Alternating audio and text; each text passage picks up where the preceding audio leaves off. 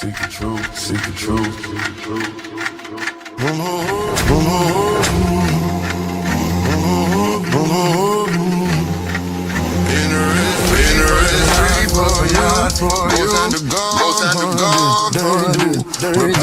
Package of debt, change, 98% lost again. Look it up yourself, don't take my word. Networks of finance, loans, transfer. Usury prohibited at home. Why your mortgage bleed you to the bone? Be a curse, laid up there. Central bank. The system set. Prison, call us in. How a job it. Can't forget.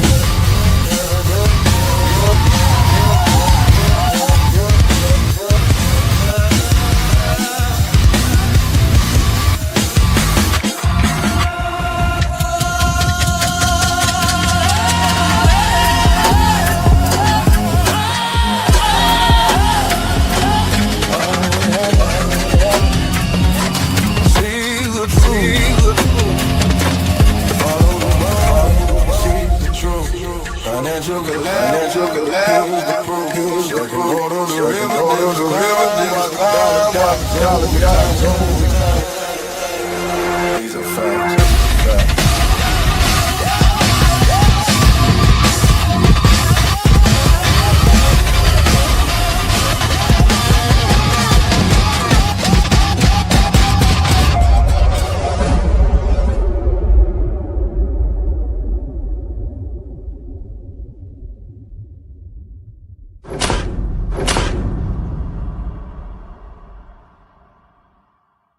Welcome back, Danksters. It is your boy Danks from the Danksters Intel apparatus. We're going to be going deep today. We're going to be changing the subject a little bit. I ran I did an X post on some things that I discovered about our beloved Attorney General. And look, I'm basically just going to take us through her entire beginning to today. And it might explain a lot of the things on how we've gotten here, how she's gotten to this position. First and foremost, I want to address something before I go into this. This is going to be a different format. I'm going to go through my debrief. It's going to be quite long, but I'm going to show a timeline graphic. It looks like this. And I'm going to click things. I coded it out. Hopefully, I used AI to do it quickly, but it should be able to bring us right to some of the parts that I'm discussing to give you a nice little overview of the evidence, essentially, and who she is and how we got here today. Okay, different format, more information, more receipts. You know how I operate. Now, before I get into this, I need to say that we cannot forget what happened during 2019, 2020, 2021, and then what came out of that. So it's my belief that if Trump and this administration was not in office, despite all of the things that we've seen that are, questionable at best and destructive, and another version, this is a better side that I think that we could be having in office, because we can't forget they forced people to stay inside, to take something that was unprovenly able to help anybody, lied about it. Nobody's been held accountable to the extent that we probably should be holding them accountable. On the side of the Democrats, we have evil people, and I'm not saying it's either. I'm just on both sides, but particularly from what I've seen, if you're going to hold a country hostage, I never want to see that for this country. So none of this information I'm going to put out is saying that the left or the Democrats or the socialists or the communists would be better, because it's not. So don't take this information and perceive it as, oh, well, I'm a left. No. Okay. As soon as I get the next opportunity, whoever comes up in the spotlight is going to get smoked. So if it's Newsom or whoever, they better be ready. This is just to show you how power works in DC, because it's really not for us to make decisions as much as they want to tell us it is. It's for them to make what they think the best decisions are for us, I guess, them, to keep things running on the same ship that they want to keep it going on. I'm not a political mastermind. I'm a great researcher. I'm not a politician. I'm a coder. I'm just a degenerate poker player, crypto dude who found a way to get out of the system in a way, but I still am in it, obviously. We all are. If you're watching this, you're in it. So between the surveillance state, and this is something that I've been talking about, a surveillance state apparatus being rolled out, and what I think is Turning Point USA as the front company, along with various other entities like the Havas Media Group, and the foreign principal in charge of doing all of that. It's important to understand that, unfortunately, right now it feels like we're in a position of choosing the lesser of two evils, but there's a lot of things here, and it can get very heated, the discussion of, is Trump doing things correctly? Do we agree? Do we not agree? But don't ever forget that if you weren't taking something in your body, they took your job. If they made your kids take this with no repercussion. Okay, so this side is not, this isn't about sides. Okay, this is about power and how to manipulate power in order to get what people want and skirt the sidelines to get everything, I guess you could say. I'll go through super chats probably after the debrief, but this is going to be mostly a debrief. There's a lot of information. I was thinking to do it in a video, but I figured let's try to get this out in a 2-hour live, and let's really go in all the way. So like, subscribe, hit that notification bell. We're on Rumble, we're on X, we're on YouTube. And I think that's it. If you want to become a member, it's 99 cents to support. And you get Friday members only live streams. And then if I go, you can go and see I have some members onlys that are more financially driven, showing some of the evidence of what I believe to be fraudulent, or at the very best, questionable activity on behalf of Turning Point USA and other entities revolving around that. So for now, what we're going to do is we're going to dive into Pam Bondi. And like I said, I'm not here to pick sides. To be honest, I didn't even vote. I tried to vote for Trump last voting cycle, and I was too lazy to stand outside. It was like way too long. It's kind of ridiculous. And I already know that it doesn't mean anything anyways. At least that's what I think. I could be completely wrong. However, I would choose Trump over whatever else we had. Kamala? You kidding me? Hillary? Absolutely not. So we have to remember that this is the best that we had for some reason, and that's what's in office now. So I'd rather have that over whatever else could have possibly been. Thank you, Keats, for the membership. Say thank you if you got one. This is very important that I say that, and I can't say it enough, really. I'm not against the administration, but it's important that us as Americans know how things work. So I want to ask you a question. When the most powerful law enforcement position in the United States of America becomes available, the Attorney General, the 87th person to ever hold that office, what do you think that selection process should look like? Do they gather the 100 most qualified legal minds in the country? Do they compare track records, independence, constitutional credentials? Do they ask who is the most qualified person to defend the rule of law, regardless of who's in power? Or do they ask a different question? Do they look back over a decade of decisions, donations, endorsements, floor speeches, memos, and say who showed up every single time we needed them? Because today we're going to go through the entire documented life of Pamela Jo Bondi, from a suburb of Tampa, Florida, to the halls of the United States Department of Justice. And we are going to lay out exactly, I'm going to lay out exactly with receipts, with dates, with federal filings, public records, how that journey happened. Again, buckle in. This is going to be a lot of information and it needs to be put out. But again, this is not a hit piece. I want to be very clear about that. We're not here to call anyone names or reach out and say anything ridiculous.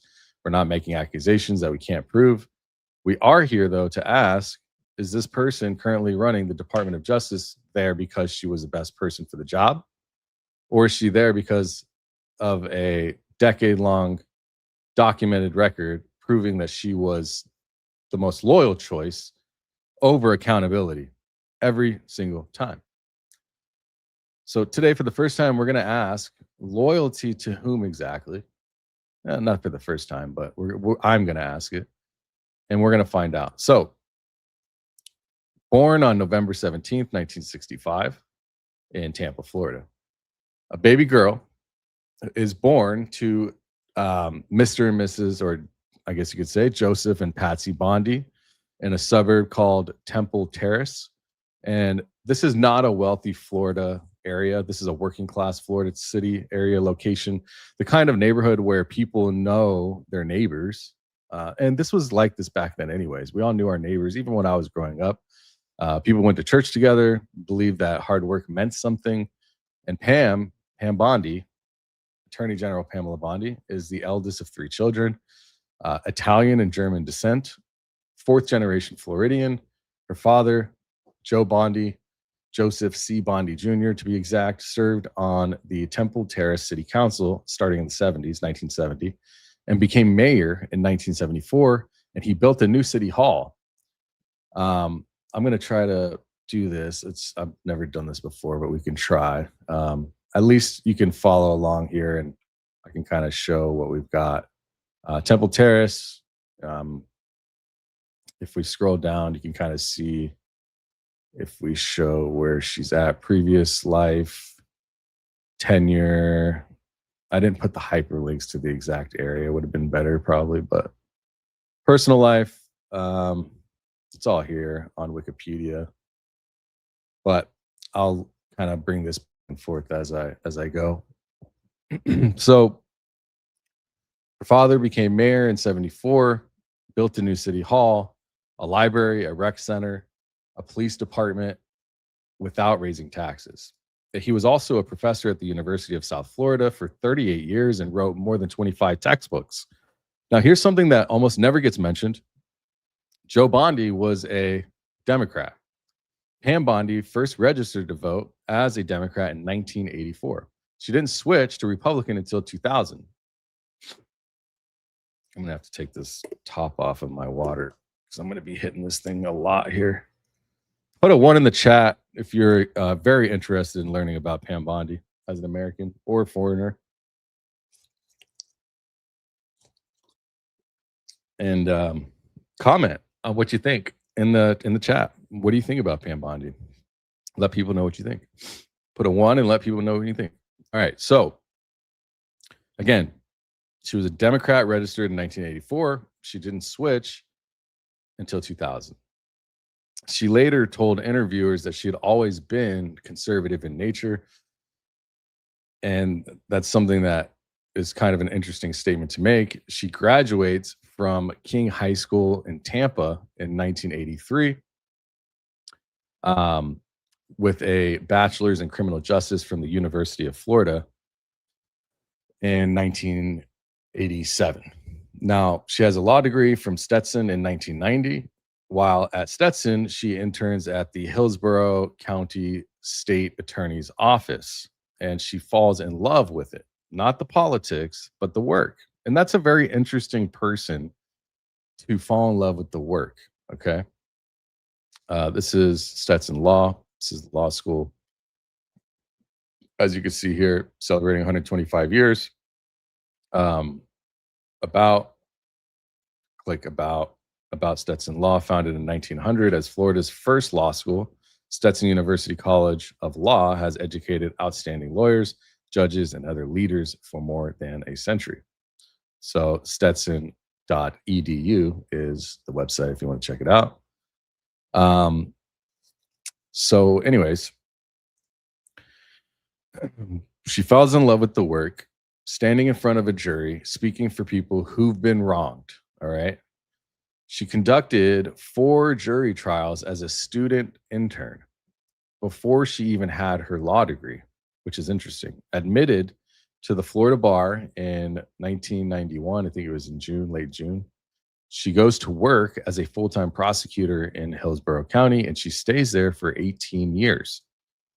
So she's basically lived her entire young adult and school years in the law profession, studying it, working in it, falling in love with it.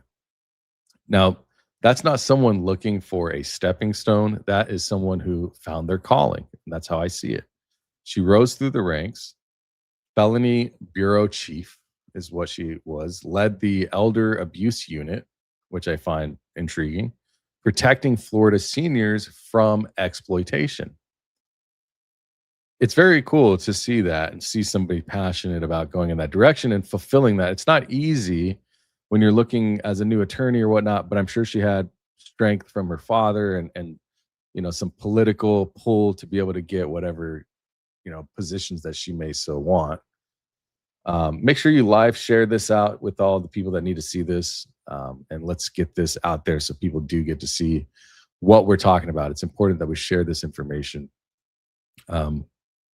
And we'll keep it rolling here. So again, she rose through the ranks, felony bureau chief, led the elder abuse unit, protecting Florida seniors from exploitation, led the public integrity unit, investigating government corruption, conducted more than 50 jury trials. And in 1999, she prosecuted Adam Davis for the murder of a Tampa real estate agent, and Davis got the death penalty. The Today Show came calling. Her first national television appearance was there. And so she was able to be on TV and talk about her experience doing that. Here, let me bring up this, and you can kind of see Tampa Bay News. Oh, it's broken. Led elder abuse unit, protecting Florida seniors from exploitation, led public integrity unit, death penalty conviction in the murder of Vicki Robinson. Murder of Vicki Robinson. You can see it's in the news, so you could probably look it up if you want to see how she worked the case. And so again, she was on TV, got a little taste of that, right? And then in 2007, she led the prosecution in the Martin Lee Anderson case, a 14-year-old white boy. White boy. I think, was he white? Martin Lee? I'm not sure. It doesn't matter, to be honest, anyways. I had it in my notes, but I don't think that's correct. I'm not sure. It doesn't matter. A 14-year-old boy who died after being beaten by guards at a Florida youth boot camp. And the defendants were acquitted, but the case generated so much national attention that Florida's entire youth boot camp system was completely dismantled. She turned down reality shows, her own cable show, because she was a prosecutor, and that's what she was. That's what she fell in love with. She stuck to it. Until December of 2009, when a Republican strategist named Adam Goodman called her with an idea. And that's kind of where things happen, is run for attorney general. So Adam Goodman called on her to run for attorney general, and that's sourced in Wikipedia. If I show this graphic here, and I think Politico even mentions it. So she had never run for office, entered the 2010 Republican primary against 2 established politicians, and won with 37.89% in a 3-way race endorsed by Sarah Palin, beat Democrat Dan Gelber in November with a 55% of the vote. Now, Pam Bondi became Florida's first female attorney general on January 4th, 2011. And in her first years in office, she did things that looked exactly like what a tough on-crime prosecutor would do. She cracked down on prescription pill mills. This was back then, OxyContin flowing heavily, a lot of drug addicts on the street. This was something that she had spearheaded, taking care of this pill mill factory, Florida. Also there was a lot of traffic stuff going on. So she created the Florida statewide Human Council of traffic. But by every measure, she looked like exactly what she said she was. But here's what was already sitting in her office files when she walked in on day one. Between February 2008 and 2011, before Bondi ever really takes office, the Florida Attorney General's office had at least 22 complaints about Trump University, the Trump Institute, and related entities. And students said they paid tens of thousands of dollars for real estate courses that were fraudulent. Some were taken for their life savings, actually, and 22 complaints were sitting in the files waiting. What I'm about to walk you through is not speculation. You know how I roll. It's documented in court filings, internal office emails, obtained through public records, requests, federal tax returns, and IRS enforcement actions. And we're going to go through it date by date to give you a clear example. You'll be able to run this transcript through after it processes if you want all of the information and do your own research. So on August 29th, 2013, a reporter from the Orlando Sentinel contacts Bondi's communications director, Jennifer Meal, asking about the New York's Attorney General's Trump University lawsuit and Trump branded seminars in Florida. Meal confirms the office is, and I'll quote directly, currently reviewing the allegations. That's in 2013 of August. And then I think 2 weeks later, September 9th, 2013, Donald Trump personally signs a check for $25,000. This is very important. Donald Trump signs a check for $25,000 from the Donald Trump Foundation, which is a registered 501c3 charity, and made it payable to And Justice for All, an electioneering organization helping fund Bondi's reelection.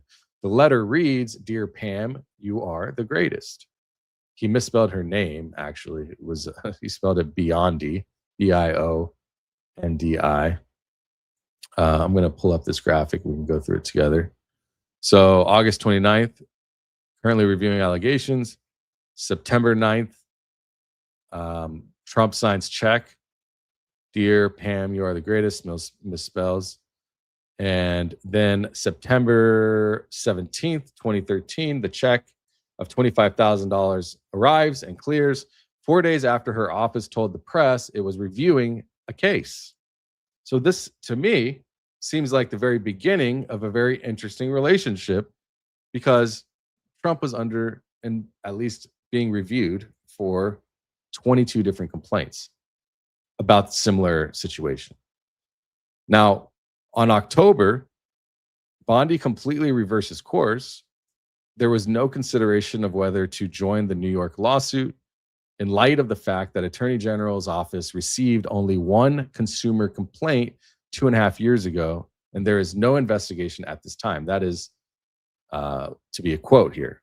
So let that sit, right? So again, after the check clears, about a month later, they reverse course. They said it was one complaint, but her office had at least 22 complaints. Internal emails obtained by CREW, C-R-E-W, Citizens for Responsibility and Ethics in Washington, show that staff went through those complaint files and filtered out anything related to Trump University and related entities. They reduced the documented accounts from 22 to 1. Okay. Does this sound familiar? Now, here's the part that is not disputed. The Trump Foundation donation was illegal. 501c3 charitable foundations are absolutely prohibited from making political contributions. And this is not a gray area. It's not. On the IRS 2013 return, the $25,000 was listed as going to a completely different organization, a pro-life nonprofit in Wichita, Kansas. That group actually never received a single dollar of that money. The IRS imposed a $2,500 fee. Trump reimbursed the foundation, and the foundation was dissolved in 2019 with a New York judge finding 19 instances of personal misuse. Trump paid $2 million in damages for this. And 3 years later, November 2016, Donald Trump agreed to pay $25 million to settle the very fraud lawsuits Pam Bondi's office had declined to touch. 5,000 defrauded students finally got some relief. Florida consumers got zero, however, because their attorney general had taken the bag. Just take the bag, baby. Throw it in the bag. Around the same time, Bondi's office was declining to pursue Trump University. Her office opened an investigation against Kaiser University, a for-profit college, for nearly identical predatory practices. And that investigation resulted in a real settlement. So it wasn't a blanket policy against for-profit education fraud. They just didn't pursue one in particular. The one connected to the man who sent them a $25,000 check. $25,000. Guys, $25,000. All right. Let me see if I can find, I think I have, let me see what I have here. Full timeline, Bondi cleared. Donation was illegal. Let's see what this is. I don't know if these links are going to work. I didn't check them before, but at least we have the timeline. So yeah, I can leave this up or whatever. I'll go back and forth. It doesn't matter. So anyways, she did real things during those years. The pill mill crackdown, the anti-trafficking legislation, real work, real impact. That's not deniable. That's undeniable. Okay. And that's something to be proud of. But, you know, what I'm going to tell you sits in direct tension with that. Okay. For the entire 8 years, Pam Bondi, as she served as Florida's Attorney General, Jeffrey Epstein, convicted of you know what, lived openly in Palm Beach, Florida. He was living there under the terms of one of the most controversial non-prosecution agreements in American legal history, orchestrated by Alexander Acosta. You've heard this name. Then the U.S. Attorney for the Southern District of Florida. That deal gave Jeffrey 13 months in county jail with work release privileges, allowing him to leave for up to 16 hours a day, 6 days a week. And it granted him federal immunity. We've heard this story. I'm sure most of you have. But what legally matters here is that federal immunity does not automatically bind state prosecutors. Multiple legal experts, including Nova Southeastern University law professor Robert Jarvis, confirmed that Florida had the independent authority to pursue state charges. They just, you know, during Bondi's tenure, victims were literally filing lawsuits in Florida's courts. They were challenging the non-prosecution agreement, and they were asking publicly why the state wasn't acting. So she's here in Florida in charge of the entire case file. But Bondi's office never opened a state investigation, never made a public comment, actually, that I could find, never publicly addressed why they took no action. The woman who championed anti-you-know-what legislation for 8 years said nothing about the most notorious traffic light living openly in her jurisdiction. Alexander Acosta, the man who gave Jeffrey that deal, was later rewarded with an appointment. Think about it. Alexander Acosta, the man who gave the Eggstein dude, the island boy, I might just call him the island guy. Alexander Acosta literally gave the island guy that deal. All right. federal immunity, all this stuff. 16 hours could be on work release. Teresa Edwards and June Clarkson, both with exemplary performance reviews, were pressured. But I will say, even though he was rewarded appointment as Trump's Secretary of Labor, he ended up ultimately resigning in 2019 when the Island Guys case became a national scandal. But again, there's more. So in 2011, two attorneys in Bondi's office, Teresa Edwards, June Clarkson, both again with great reviews, were pressured to resign while actively investigating lender processing services, which is a small, I don't know if it's small, a company manufacturing fraudulent foreclosure documents during the housing crisis. There's so much stuff going on in the history of this country. I mean, in little pockets of everything. Their work, this company, lender processing services, eventually became the template for a national investigation, and Bondi accepted at least $2,000. Excuse me. She accepted $2,000 from foreclosure firms under investigation, including $500 from the company itself, LPS. Their successors did not continue this aggressive investigation. Now, March 14th, 2016, the day before Florida's winner-take-all Republican primary, Bondi stands at a Trump rally in Tampa and endorses Donald Trump for president. She was the first member of the Florida cabinet to publicly disclose or to publicly endorse and disclose, Donald Trump for presidency. Now, she passed over home state Senator Marco Rubio, which we've seen he's actually been, what it appears in the media and stuff, he's been on it. I think he's stepped his game up. Rubio's done a great job, at least from the public eye. He's speaking very well. He's doing well, I got to say, from my perspective. And many others, I think, but this isn't about him for now. But she did pass him up. And he has stepped his game up. And I think that might have been part of why he felt the need to increase his ability. However, start looking at all the people around Trump, right? Now, she passes Senator Rubio up for Trump, who was still running hard to stop Trump. But 4 months later, at the Republican National Convention in Cleveland, she took the stage. And when the crowd began chanting, "Lock her up," Bondi leaned into the microphone and said, "Lock her up? I love that. Stay with me. I know Donald, and I'm proud to know Donald." And that was at the Republican National Convention in Cleveland. I wonder if I can find that clip, actually. I didn't think about it, but the Cleveland Convention. Let me see if I can find that. That'd be interesting. I can, but it's okay. All right. So in November of 2016, she was named to Trump's Presidential Transition Team Executive Committee.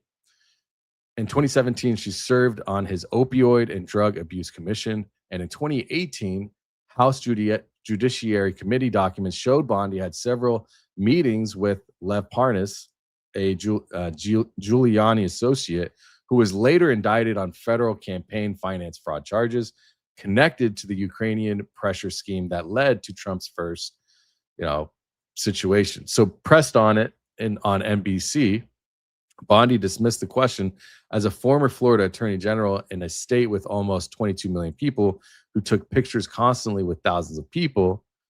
And that's just a quote. So she was pressed on it on NBC, and really Bondi dismissed the question. See if I can pull this up. All my links are not working now for some reason. Let's see. Okay. Bondi, Lev Parnas meeting. Let's see here. Yeah, there was a situation with campaign finance fraud. I'll just continue on. So I want to get to the meat of this. This is going to be interesting. So I don't know if you've heard of Ballard Partners. Now, the day after her term as Florida AG ended, Pam Bondi joined Ballard Partners as the chairwoman of the entire practice. And Ballard Partners was it was founded by Brian Ballard, first connected with Trump after Trump bought Mar-a-Lago. He chaired the Florida Finance Committee for 3 consecutive Republican presidential nominees. He bundled $1.8 million for Trump victory in 2024. The people who came from Ballard Partners served in the current administration are Pam Bondi, she's the AG of the U.S. right now, Susie Wiles, White House Chief of Staff, Trent Morse, Deputy Director of White House Personnel, and essentially it's all one lobbying firm. All one lobbying firm. I want to show this graphic and see here. So this is Lock Her Up, RNC convention, multiple meetings with Lev Parnas, later indicted on federal charges with a Ukrainian pressure scheme. And this is where we're going to start getting into something interesting. Now, one lobbying firm, Ballard Partners, 3 of the most powerful non-elected people in the United States, government in general. And now this is where FARA starts to come in. You've heard me talk about FARA as of recently. It's the Foreign Agents Registration Act, and it was passed in 1938 specifically to counter Nazi propaganda operations inside the United States. It is the primary transparency mechanism this country has against foreign influence in American politics, hands down.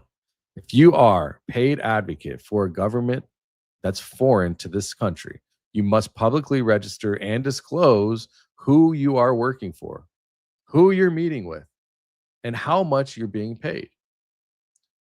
So Pam Bondi was a foreign agent for 4 countries. She worked for Qatar. This is signed documentation. I think I have the file number, which I can look up after. I keep trying to switch back and forth, but my links are broken for some reason. I do have, actually, I'll show you the X post that shows, this will be perfect, actually. Let me show you my post right here. So this one shows, this is a FARA document here. Let me, can I open image in new tab? Okay, so this is a FARA document. You can see right here. FARA registration, short firm registration statement pursuant to Foreign Agents Registration Act of 1938. Pam Bondi, okay, right here. Registration number 6415. Birthday, remember I said 1965. And it was in the name of Ballard Partners. And these are 3 people that are in office today. High-powered positions. List every foreign principal to whom you will render services in support of the primary registrant. This one, Embassy of the State of Qatar. Now, I did find out that the income, even though it was not disclosed because of I don't know if it's a loophole or however they filled it out, but they were receiving $115,000 per month from Qatar. But she was working on behalf of Qatar, the Dominican Republic, Zimbabwe, Kosovo. Now, again, receiving $115,000 a month for Qatar, Bondi was listed as key personnel. She's listed as key personnel for this position on behalf of Ballard Partners. Meaning that the FARA state filings, or the FARA filing states that she would be, and I'm quoting here, federal documentation, personally and substantially engaged in this deal, in the work. The scope is related to government's relations strategic advice and consulting and advocacy services regarding matters involving anti-human traffic lights in the lead up to the 2022 FIFA World Cup. So the woman who championed anti-traffics working in Florida was being paid $115,000 a month through her organization, or her company was being paid $115K a month to help Qatar, a country with significant international criticism around its human rights records, managing its anti-trafficking image. That's in federal filings at FARA.gov. You can go and look it up yourself. It's public record. I already showed you the first page or two. While at Ballard Partners, Bondi was also a registered domestic lobbyist. She represented 30 different clients as a federal lobbyist between 2019 and 2024. She lobbied the White House, Congress, and 12 federal agencies, and her clients included some like the GEO Group, which is the largest for-profit private prison company in America.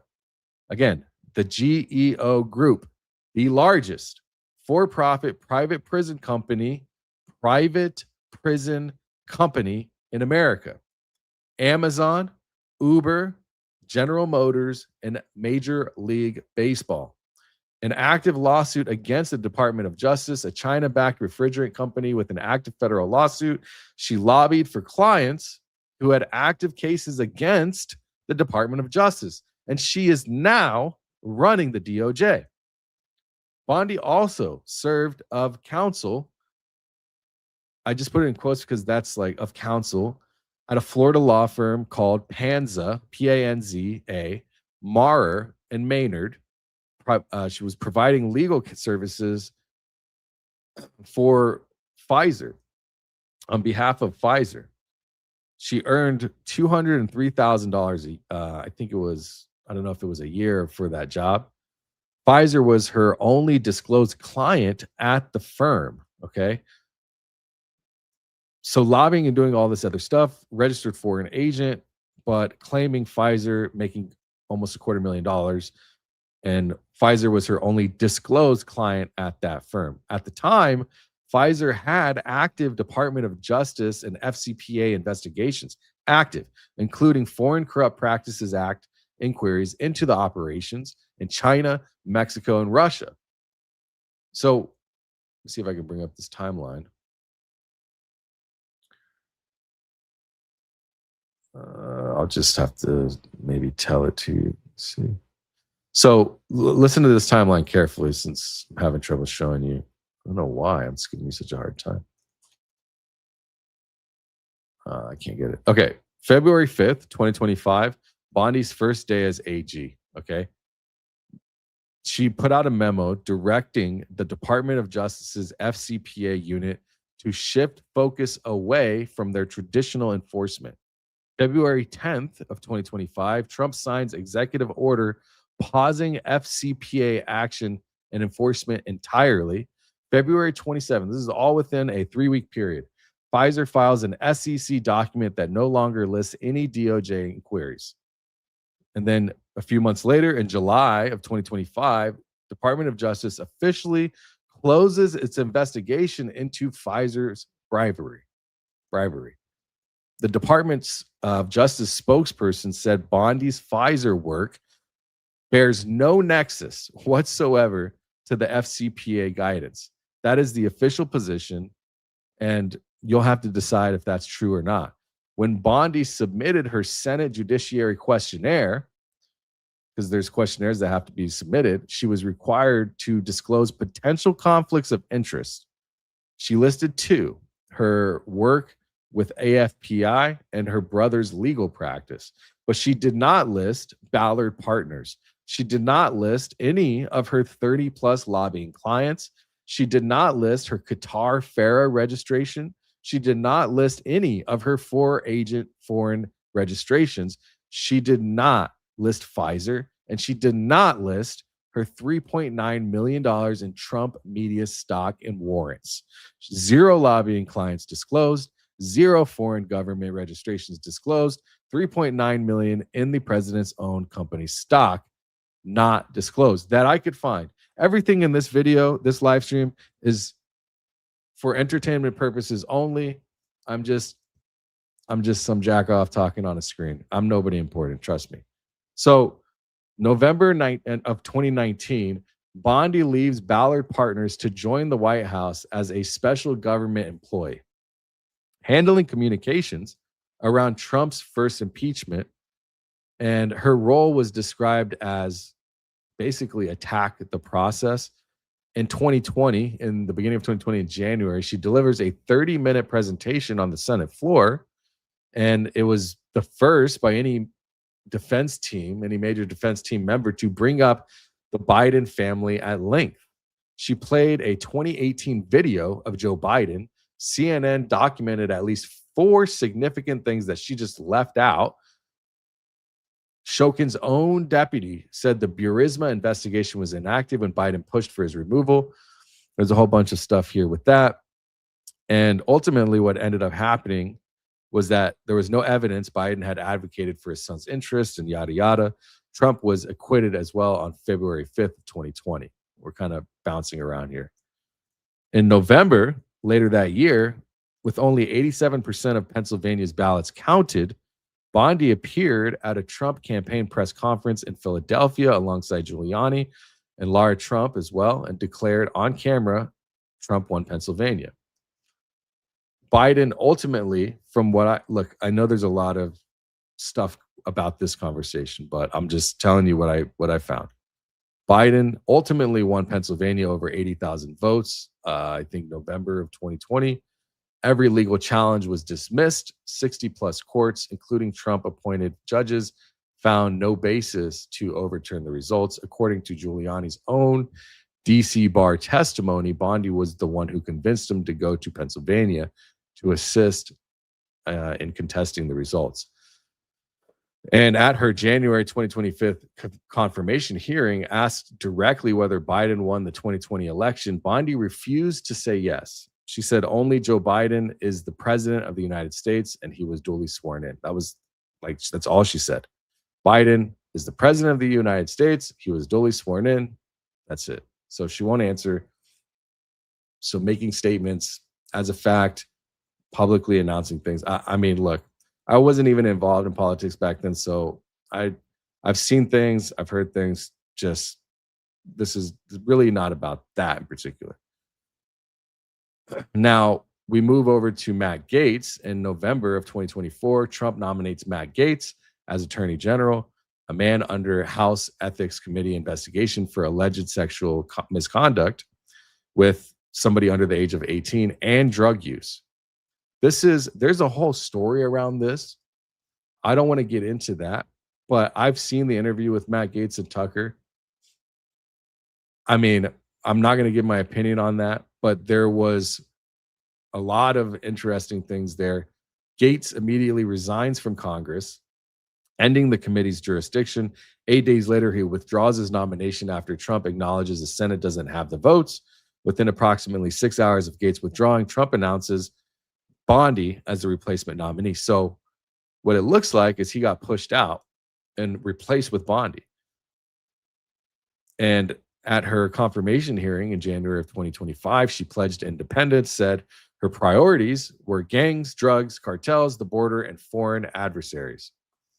She was confirmed 54-46 on February 4th, 2025. Only one Democrat, John Fetterman, crossed party lines. She was sworn in by Justice Clarence Thomas on February 5th, and she went to work.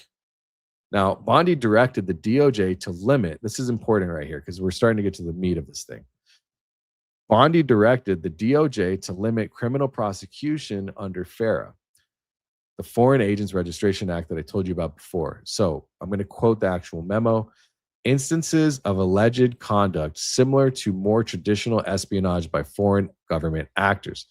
So she dismantled the Foreign Influence Task Force, the FBI unit created in 2017 by then Director Christopher Wray, specifically to counter Russian attempts to interfere in American elections. That unit had expanded to cover China, Iran, and other adversaries. And before this memo, I mean, you're talking about gutting FARA. You could be criminally charged under FARA if you were secretly lobbying for a foreign government without disclosing it. Democrats got charged. Bob Menendez, Eric Adams. Republicans got charged. Michael Flynn, Paul Manafort. You might have heard those names. The law is being applied across the board. So this is bipartisan.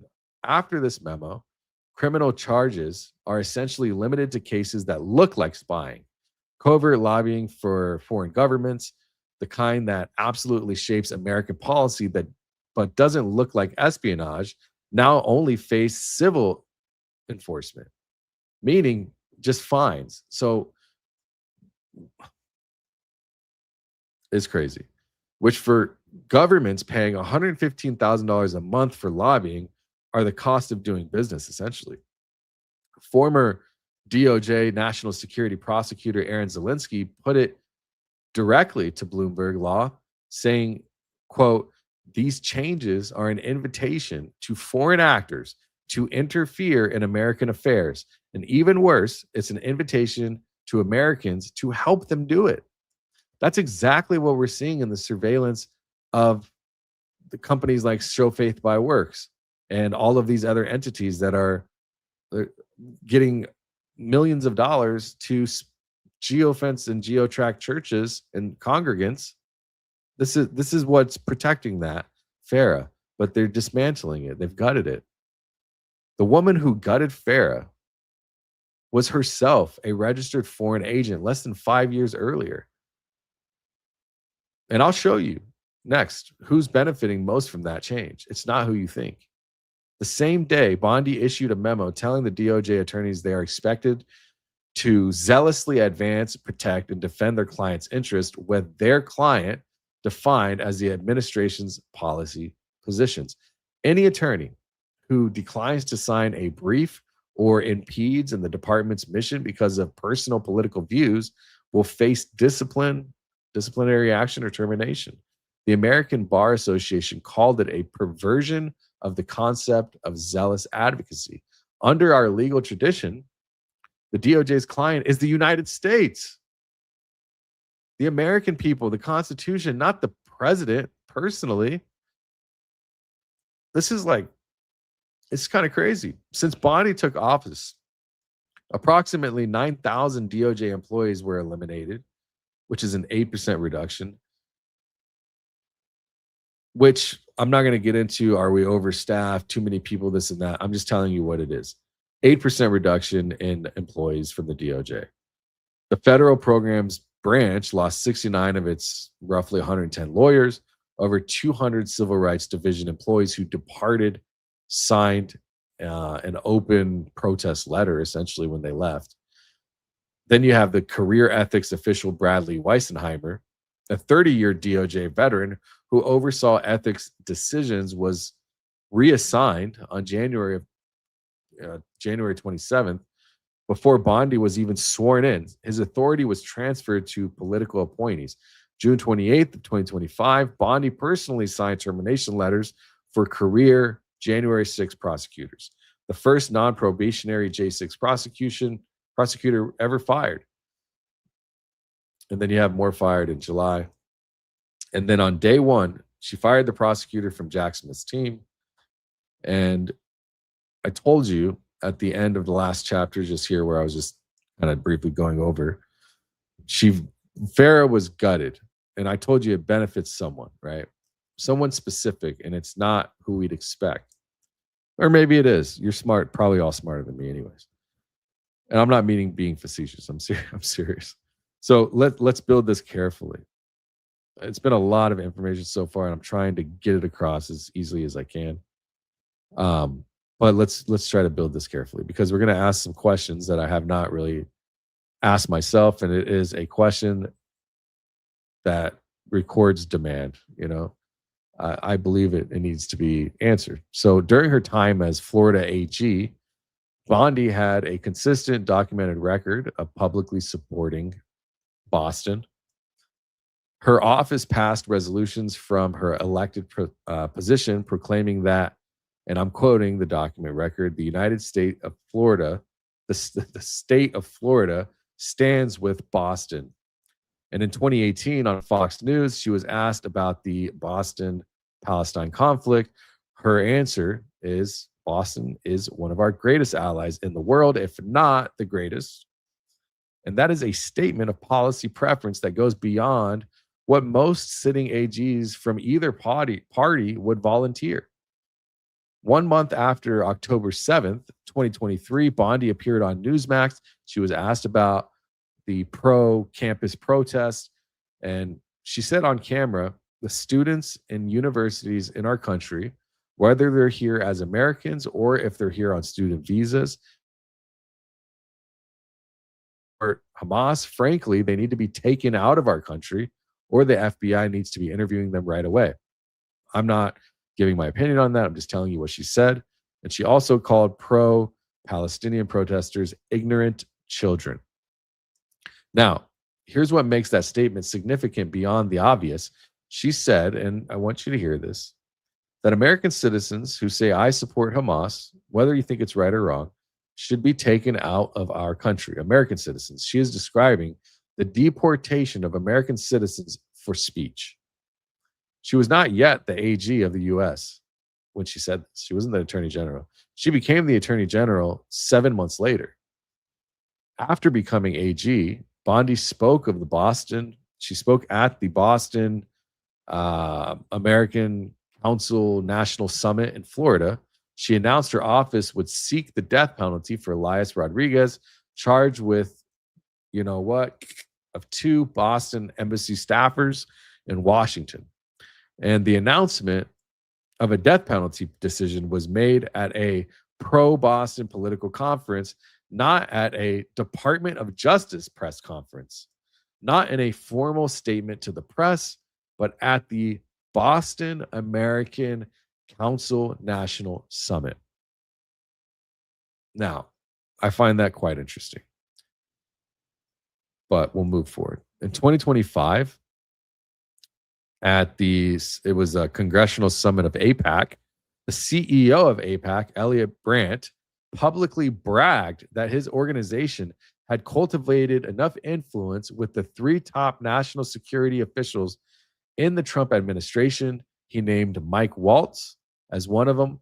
He said AIPAC would be granted access to internal government discussions.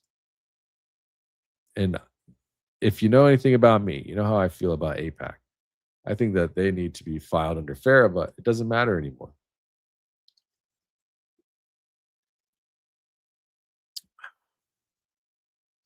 Mike Waltz received nearly $250,000 in AIPAC contributions during his congressional career. And that's like light. Talk about some other people one day soon. Marco Rubio, now Secretary of State, has collected over $1 million from AIPAC since 2010. I'm not going to draw conclusions or connections that the record doesn't draw. What I am going to do, though, is ask a question and about what we know. On day one as Attorney General, Pam Bondi gutted criminal FARA enforcement. She made it so that covert lobbying for foreign countries is basically, unless it looks like direct espionage, which I'm sure there's plenty of legal loopholes. If it's not directly looking like espionage and it doesn't shape American policy, then it just faces civil fines. So you have to come up to all of these standards in order to have anything done about it. And would they anyways? Why are you taking away FARA? Why? Why would you do that? Why would you want to take away FARA so that people do not have the ability to know if a foreign entity, a foreign country is working to do anything in this country? So even though we've had countries and entities for that country working for them, like on my website, americansfortransparency.org, even though I think this video is being suppressed. I'm very surprised. Yesterday we had 1,200 people watching. I did a second live. It had 800 people watching, 700 people. Today, it's being. I mean, I don't know. Maybe I'm tripping. Maybe nobody cares. I mean, I find it hard to believe that nobody cares. But I'm pretty sure if we don't share this out, it's going to get strongly suppressed. But I digress. So who benefits from this change? Okay. It's AIPAC. AIPAC is going to benefit the most. Even though they're not filed, there's a lot of pressure for AIPAC to file. But they're saying because it's American multinational citizens that are, I mean, this is a mess. But now they don't have to have that conversation anymore. The kind that, I mean, you're talking about Bondi gutting criminal enforcement for FARA, for the potential acts of espionage, even if it doesn't look like it, right? And even if it, I mean, who's going to hold them to the standard anyways? They've gutted it. There's no one to hold the standard. There's just some paper pushers, man. That's it. That's all that's left. And AIPAC, if you don't know, I mean, you can Google it. AIPAC, AIPAC. They're the most powerful foreign policy lobby in Washington. It has a history that scholars, journalists, and foreign policy experts across all political spectrums have scrutinized for decades. John Mersheimer and Stephen Walt wrote an entire academic book about it. It was published by Harvard. It's called The Boston Lobby in U.S. Foreign Policy. This is not a fringe position. This is documented academic argument. And for decades, questions have been raised in academic, legal, and policy circles about whether AIPAC should be registered under FARA as a foreign agent. So why is it as soon as they get a key to the White House, the same year, all of this stuff is happening, coming back and forth, Boston, Big Boston, BB, Big Baddie. I've been calling him Big Baddie lately. The same year, with all this pressure, all of this anti-S culture that they're claiming is rising in the U.S. and in the West, anti-Semitic culture, they gut FARA. And if you watch Ryan Matta, he made a 9-minute portrait video regarding Mexico. I'm going to actually show that. It might be a good place to put it right here and show you this video of what's happening in Mexico and what he thinks is happening. I think I can show it. I might show it. I kind of want to show it. Let me get through this section here. So Bondi gutted the mechanism for a foreign agent to be identified or have to register. And the DOJ's ability to investigate and prosecute unregistered foreign influence operations was a mechanism that could at least theoretically apply to domestic organizations that serve foreign governments' interests. But again, she gutted that mechanism. And then less than 5 years after, she herself was registered as a foreign agent in FARA for Qatar and 3 other countries. She became AG and dismantled the criminal enforcement framework that would apply to covert foreign lobbying operations.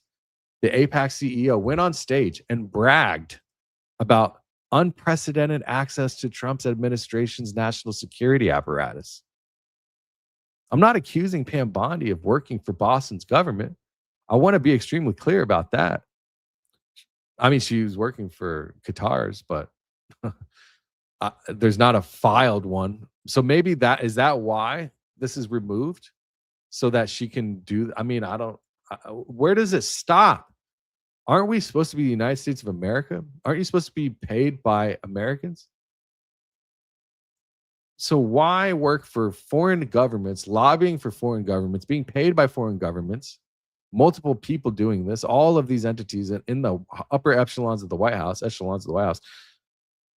you've got, they're putting it right in your face. The CEO of AIPAC is bragging, going on stage. Unprecedented access to Trump's administration national security apparatus. That's a little crazy, man. A foreign lobby, a foreign country. Unprecedented access to American national security. She's never been registered as an agent of Boston. None of the documented record proves a quid pro quo when it comes to that. But the documented record shows a sustained pattern of publicly prioritizing Boston's interest from her Florida AG days, statements calling for the FBI to interrogate American citizens for political speech in support of Palestinians, a death penalty announcement made at a pro-Boston conference rather than a DOJ press conference, and on day one, gutting of the primary legal defense mechanism the United States had against undisclosed foreign lobbying, foreign practice. The same mechanism that scholars have argued should apply to the most powerful foreign policy lobby in Washington. Those are facts. That's what it is. What connects them, if anything, is a question you're allowed to ask. I'm allowed to ask that. So let's talk about this Qatari plane. Let me pull up that video that I want to show so I don't forget it, and I'll play it in a minute. I think I shared it. It'd be easy for me to find. Yeah, it's right here. Yeah, I'll pause this and I'll play it after. So let's talk about the Qatari $400 million plane. This is going to be interesting. In February of 2025, last year, let me hit my vape, have some water. If you're enjoying this, put a 5 in the chat. Put a 5 in the chat. If you like this format, if you like me telling you how educating you on the powers that be, put a 5 in the chat. I need to know.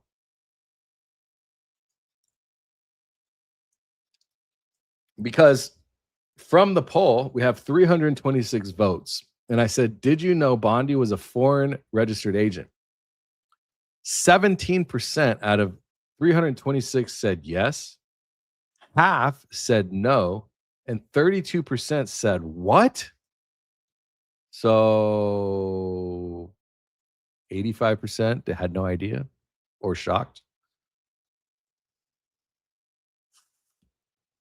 Believe me, when I found out too, I was shocked. I mean, it's kind of messed up, no? The major, like the biggest attorney of all, like the highest of the high, foreign agent, bro, that is some shit right there. Anyways, let's talk about this plane. So Trump toured a Qatari Boeing 747-8 at Palm Beach International Airport. And the plan is that Qatar would donate the jet, valued at roughly $400 million, to the Department of Defense. And it would serve as Air Force One during Trump's term and then transferred to the Trump Presidential Library Foundation. Now, this is important because, remember, excuse me, I had to take, those of you that know, I have like gastrointestinal gastro issues, and so I had oil of oregano today. So hopefully it helps. But let's tie this together real quick, and I will, as I explained. But remember, she was paid as a foreign agent through the Ballard Partners company, $115,000 a month to represent Qatar. Okay. Then Qatar is offering a plane to Trump. Okay. Just at least those two things you should remember. Now, eventually it would become Trump's personal asset. This is the idea here. And in May of last year, Bondi personally signed a Department of Justice memo concluding this arrangement was legally permissible. This is a gift to the president, which is not allowed, especially from a foreign country. Qatar was her former client, $115,000 a month, key personnel, personally and substantially engaged at her confirmation hearing again. And it comes up again and again. She had promised to consult with her career ethics officials about Qatari matters. And I'm not saying I'm against any of these countries. I am literally just putting out the facts because we need to know who's running our country and how it's happening. She promised to consult with career ethics officials regarding Qatar. Career ethics official Bradley Weisenheimer had already been removed before she signed this memo. Now, I'm going to quote an article here in the United States Constitution. No person holding any office of profit or trust under them shall, without the consent of the Congress, accept of any president, emolument, office, or title of any kind whatsoever from any king, prince, or foreign state. This is the United States Constitution, Article 1, Section 9, the emoluments clause.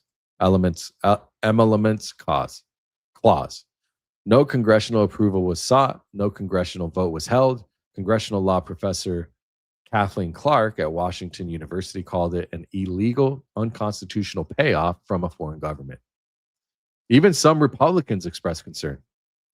Senator Mike Rounds raised national security concerns, comparing it to a Trojan horse. Senator Ted Cruz said the plane posed a significant It's funny, Ted Cruz. I think because he represents Boston, and Qatar and Boston don't get along.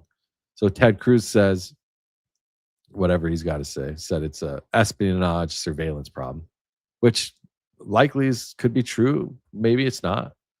And Senator Blumenthal challenged Bondi about her conflict of interest. And when he did that, she said, "How dare you? I am a career prosecutor. Don't you ever challenge my integrity." CREW, filed a FOIA request for the Bondi memo, and they were told processing wouldn't begin until January of 2027. The Freedom of the Press Foundation subsequently sued the DOJ. The refurbishment costs reportedly drawn from the Sentinel ICBM nuclear missile replacement program are classified. And during Trump's visit to Doha shortly after the memo was signed, Qatar announced the purchase of a 160 Boeing aircraft, of 160 of them. So the former client of the Attorney General gave the president a $400 million aircraft. The Attorney General signed the memo saying it was legal. The people whose job it was to review the conflict had already been removed. Let's see if I can find something. I keep looking for stuff. See if I can find this. Qatar plane here, the Hill. Hopefully they don't ask for money. You can see it's here. Senate Democrats seek Bondi legal opinion on Qatari jet. Senate Democrats said they were forced to file a public records request after the Trump administration rebuffed their questions. After public accusations of gift violates the U.S. Constitution Foreign Emoluments Clause, Attorney General Bondi reportedly issued a legal memorandum to White House counsel David Warrington, concluding it would be legally permissible for the donation of the aircraft to be conditioned on transferring its ownership to Trump's presidential library before the end of President Trump's secondary term. White House wrote in the record request, also signed by Senator Richard Blumenthal, so on, so forth. The jet, a $400 million gift from Qatar, raised a series of ethical and security concerns. Trump is prohibited from taking gifts from foreign governments without Congress's blessing, and experts said the plane's construction outside the U.S. risks possible surveillance. Now, they could obviously go and get all the security measures done.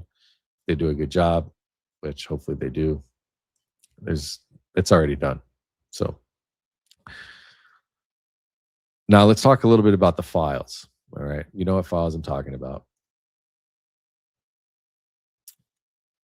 I was just looking at the poll. 358 votes, and it stayed the same. I mean, almost 85% of people didn't know that she was a foreign agent for Qatar and 3 other countries. Don't forget, Qatar and 3 other countries through Ballard Partners. Key personnel, Pam Bondi, Attorney General of the United States, the lead lawyer of this entire country, paid by the United States citizens through taxes, representing a foreign government. It's in the records. It's not, I mean, I'm just telling you what I found. So let's talk about the files and what actually happened.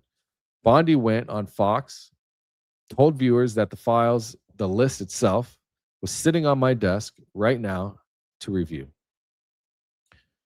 And we all know what happened with that. We can show this. I wouldn't mind showing this one bit. The DOJ may be releasing the list of Jeffrey Epstein's clients. Will that really happen? It's sitting on my desk right now to review. That's been a directive by President Trump. I'm reviewing that. I'm reviewing JFK files, MLK files. That's all in the process of being reviewed because that was done at the directive of the president from all of these agencies. So have you seen anything that you said, oh my gosh? Not yet. Okay. Well, we'll check back laughed. with you. Not yet. Okay. So the White House gave binders labeled the files phase 1 and declassified to conservative social media influencers. Republican Representative Anna Paulina Luna, I don't know why we have to say her whole name, Anna Luna, who had been among the most vocal advocates for full disclosure, examined them and called them old info, nothing new. Then July 7th, 2025. They contradict themselves. The DOJ and FBI released a memo stating directly contradicting what Bondi had said on camera, that no incriminating client list existed. And Trump himself later called the island guy somebody that nobody cared about. And just to give you a friendly reminder,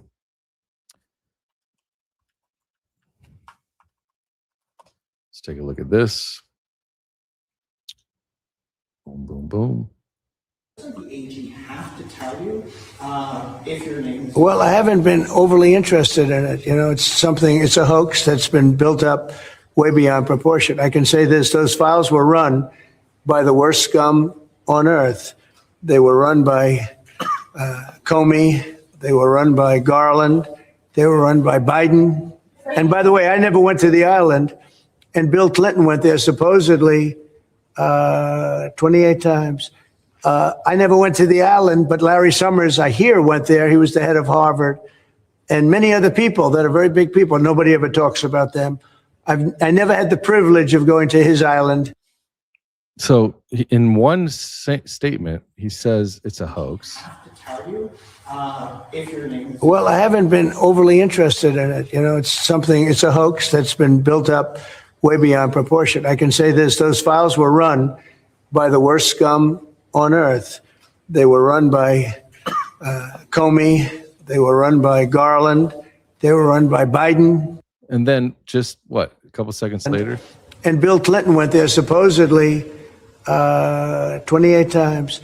A hoax that Bill Clinton went to 28 times. I mean, this is hypocrisy in its truest form. I mean, you're watching it. It's kind of crazy. You never had the privilege. Yeah, good point. Right.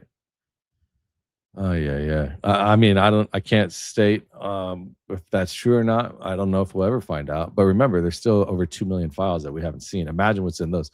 Jesse on Fire made a great video yesterday. Great video. I gotta say, man.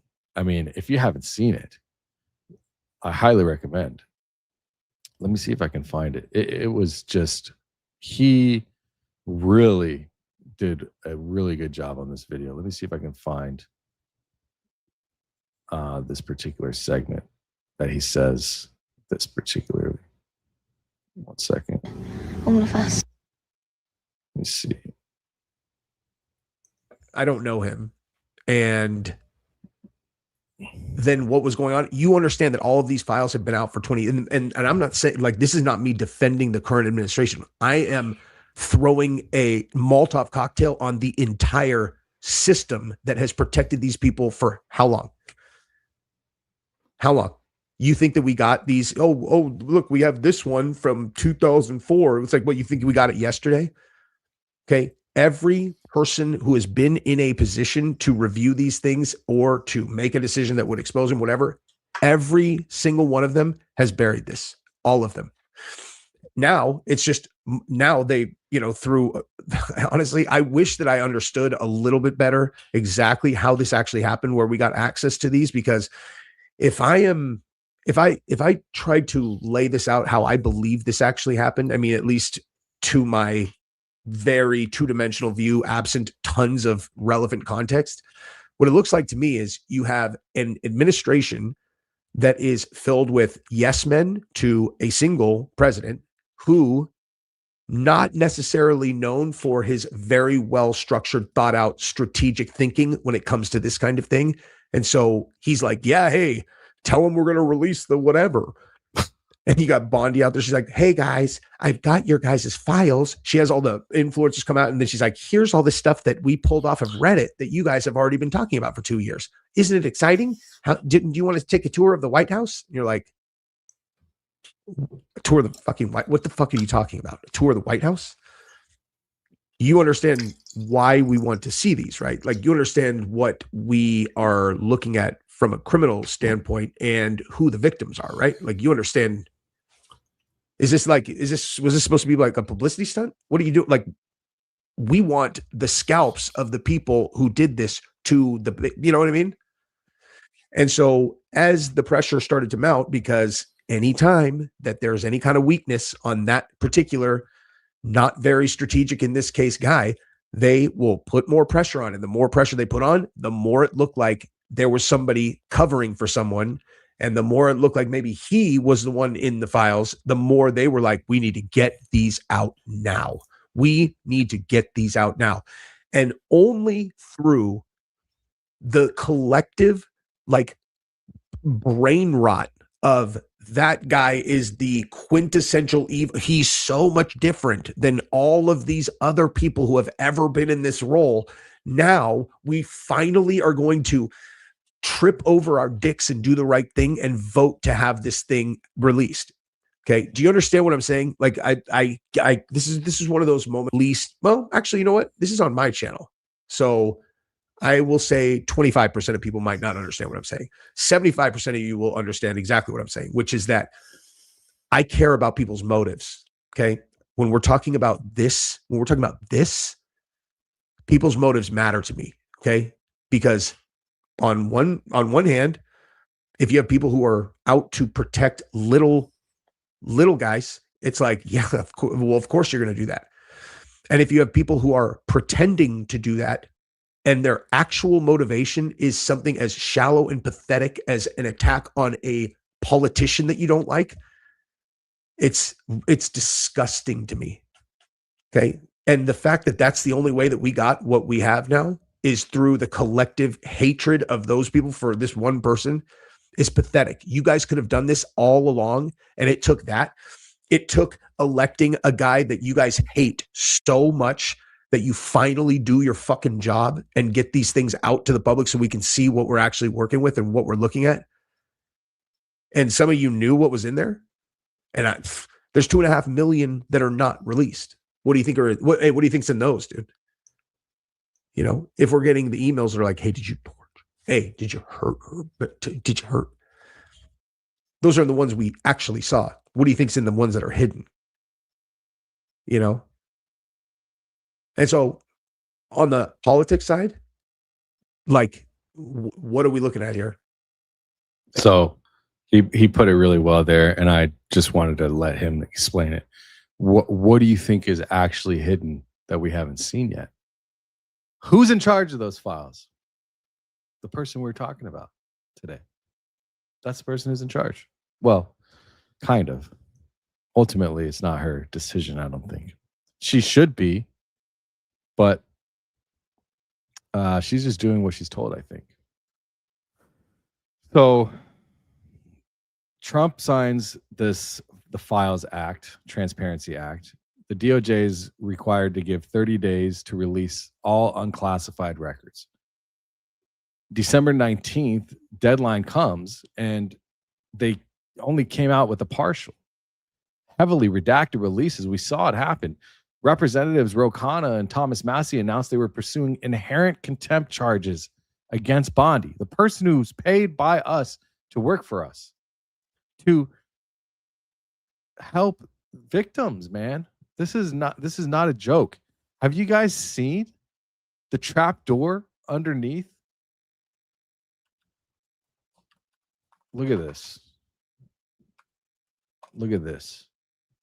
What do you think this is right here when I show you? What do you think this is right here? Have you seen this? What do you think this is right here? What do you think this is? Can somebody tell me what you think this is? You think people are going scuba diving in this shit? This is at that island guy's house. Does that look like anywhere that anybody would want to go?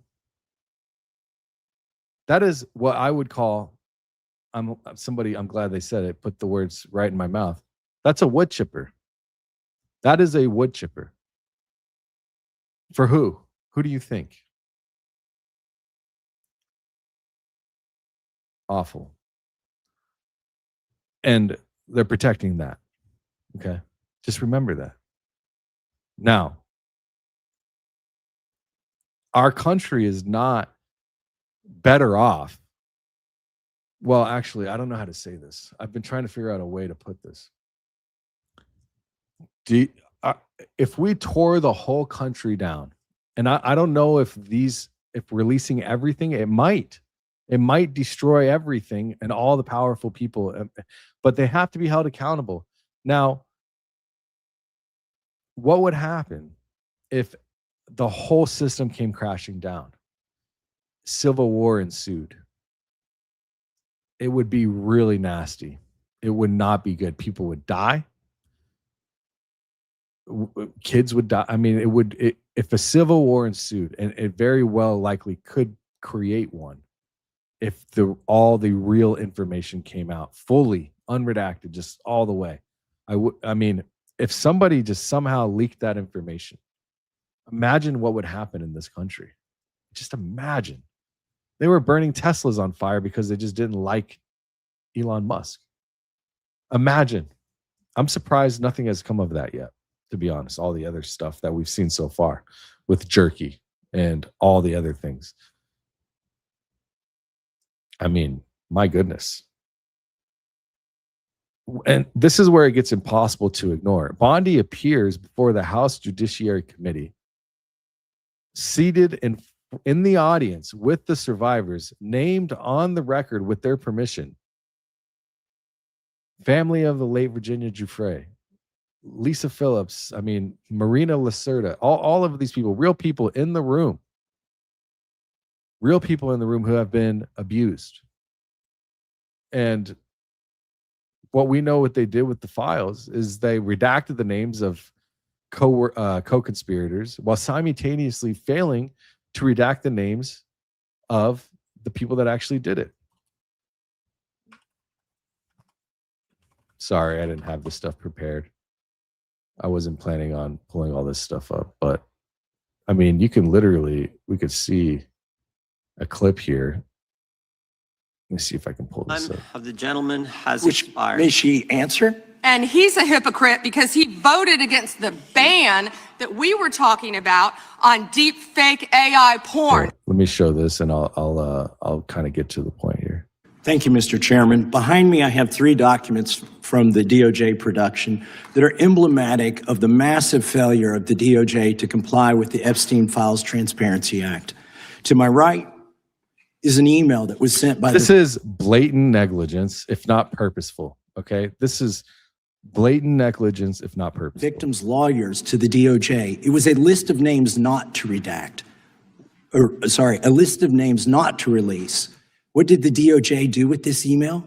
They released this email in the document production. Literally the worst thing you could do to the survivors, you did. And they're getting phone calls. A lot of these people didn't want to be known. And we know you touched the document because you redacted one name and you redacted the lawyer's name, but you left the survivor's name there. The next document I want to show you, that was in the title. I mean, that's the gist of what I wanted to cover there. They redacted the names of co-conspirators while failing to redact the names, intimate details, and in some case, even nude photographs of victims. And Associated Press reviewed confirmed countless examples of sloppy, inconsistent, or non-existent redactions that exposed sensitive private information while redacting the very people that need to have their wood chipper, basically, without saying too much. They protected the powerful and they exposed the victims. I mean, what more can be said? That's the truth. There was Representative Pamela Jayapal, I think is how you say it, asked every Epstein survivor in the room to raise their hand if they had still not been invited to meet with Bondi or the DOJ. And every single one of them raised their hand. Everyone. And she literally, I think even in this thing she says, let's see if I can find it. She says, let's see what she says. Esther's name was listed more than 4. Let me find where she speaks. My position is any victim Right who here. comes forward, of course, we would love to hear from them. 1-800-CALL-FBI. Did you ask Merrick Garland that the last 4 years? Did you talk about Epstein? I am reclaiming my time. So she literally says that. And then the victims were asked if they had met with anybody to be, I mean, why do they have to call it? They already know who all of these victims are. So why do they have to come forward again and go and set up meetings and all this stuff? It's insane. So there's zero accountability for these people. This is of the most blatant disgust. I just don't like it.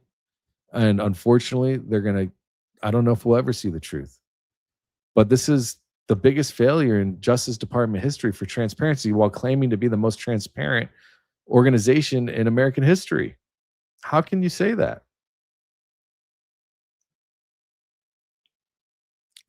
Now, I told you at the start of this that I would show you a pattern, not accuse anyone, not prosecute anyone, just show you this documented exchange of history with Bondi. You have a $25,000 illegal donation from a charitable fund of Trump in September of 2013. A Mar-a-Lago fundraiser estimated at $150,000 or more, venue at a fraction of normal cost in March of 2014. Presidential transition team appointment in November of 2016. Opioid commission appointment in 2017. Impeachment defense team in 2020. Kennedy Center board appointment in 2020.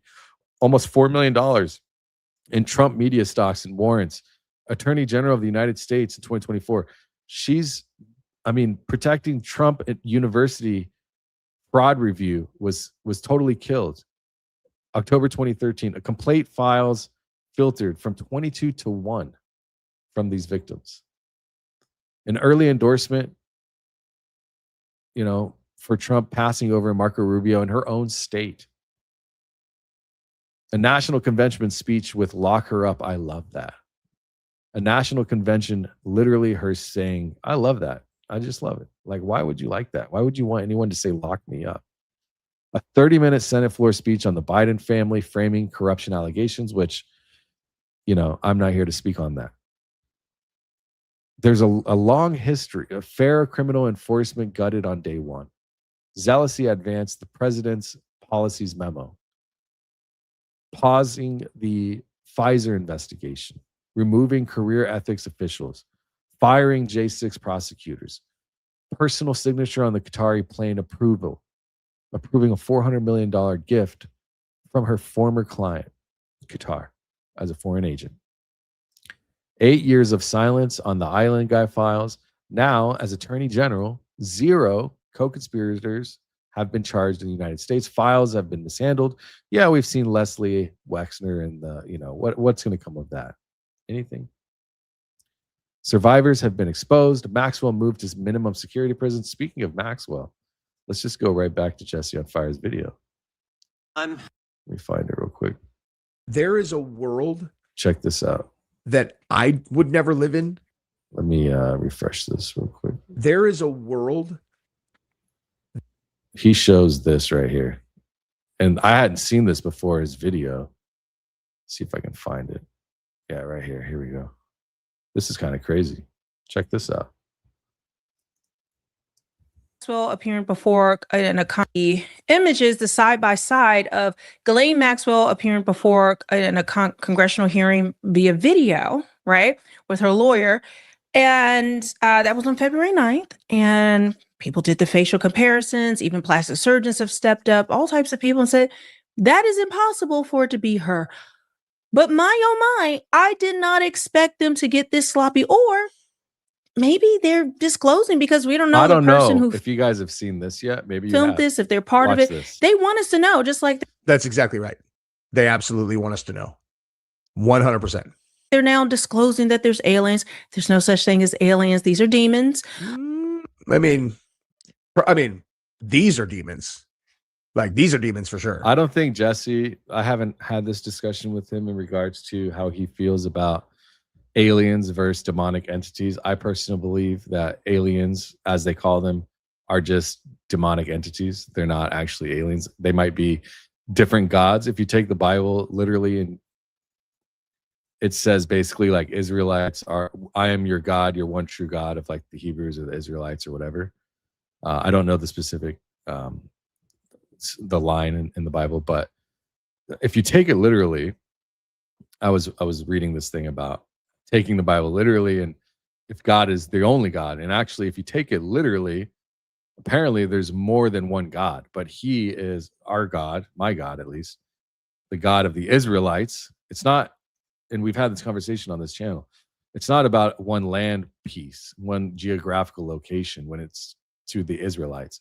It's the people that believe in the one true God are the Israelites. But I digress. I mean, well, for sure. Like either demons. And so the reason why I said that is because there are other gods, but there's only one true God. Or humans that sold their soul to Lucifer.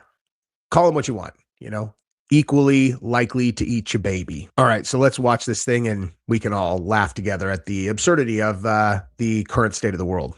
Yeah, you tell me. Listen up. You? Do I know you? Have you seen this? Put a 1 in the chat if you've seen. Put a 1 if you have seen it. Just put a, only mention if you haven't seen it. Put a 2 if you have not seen it, or a 0. Actually, a 0 is better. Put a 0 if you have not seen this. I want to know if you've seen this. You want to Gillen? No, sorry. No? I used to order Hello Pizza off per. Oh, really? Always delivered, yeah. Oh, Yes, that was exactly You who can you put a thought 0 if you haven't, 1 if you have.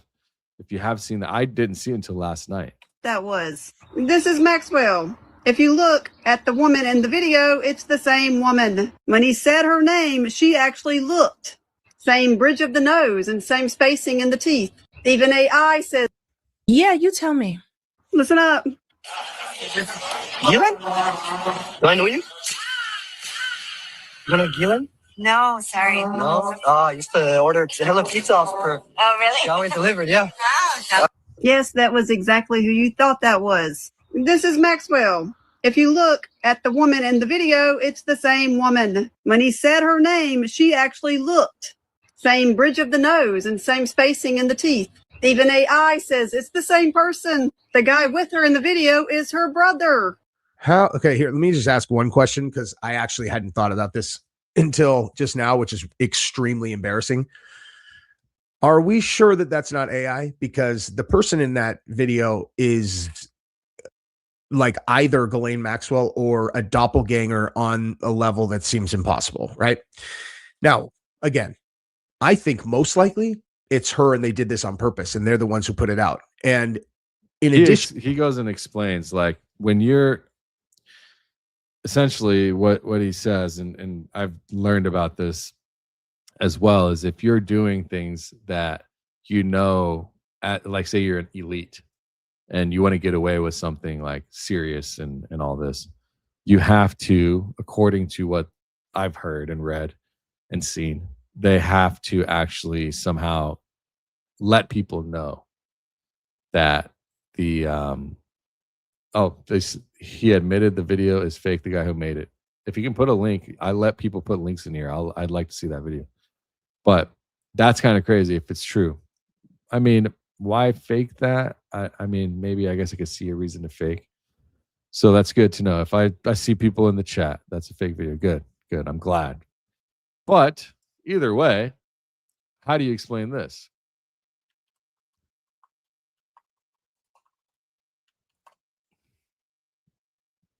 How do you explain her looking like this? Can you explain this one? Because I don't think this is fake. Can I open this image in a new tab? Let's take a look. What about this one? Is that fake? I mean, that's not fake. I watched it. I watched it happen. I watched her, this person. What is this called? It was a, can I find the Ghislaine Maxwell interview? Right here. For literally decades, there have been people like Alex clones or robot. Let me see. I want just the deposition. Oh, okay. He was about to get into it. Let me see. there is a world. Shit, sorry.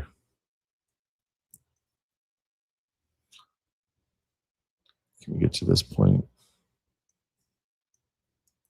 I mean, this right here, I saw happen. Why is my thing giving me a hard time? Let's go. For literally decades, there have been people like Alex Fifth Amendment thing because she, you can't see the air quotes, she, Ghislaine Maxwell, wants a pardon. So she's taken the Fifth Amendment over and over and over. I mean, that to me doesn't look fake. That's not AI.